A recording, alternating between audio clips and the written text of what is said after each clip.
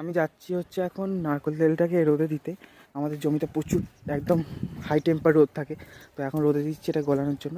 গলে যাওয়ার পরে এটাকে আমি মাখবো মাথায়। এটাকে এখানে বসিয়ে দিলাম, এটা গলে যাক তারপরে চান করবো।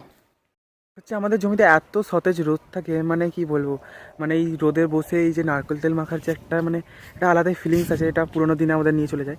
তো দেখতে পাচ্ছ পুরো একদম মানে বেশ এটা খুব আলাদা একটা শান্তি থাকে এখানে। এত রোদের মাঝখানে ফাঁকা আকাশের নিচে, খোলা আকাশের নিচে চারদিকে সবুজ, আর মাঝখানে এটা হচ্ছে একটা আলাদাই ফিলিংস থাকে। তো চলো আমি আগে নারকেল তেলটা মেখে নিই, তারপর আমি চলে যাবো স্নান করতে। চলো, তো এখন এবার আমি মেখে নিচ্ছি আমার মাথায় নারকেল তেলটা। আর প্রতিদিন নারকেল তেল মাথায় মেখে চান করে কিন্তু আমাদের চুলের জন্য কিন্তু অনেক উপকার, তাই না? এখন আমি স্নান করে চলে এসেছি, আর চলো আজ দুপুরে কী কী মেনু আছে তোমাদের সাথে একটু শেয়ার করে দিই। আজকের লাঞ্চে আছে হচ্ছে একদম চিকেনের পাতলা ঝোল, তার সাথে হচ্ছে ভাত আর স্যালাড আর বেগুন ভাজা।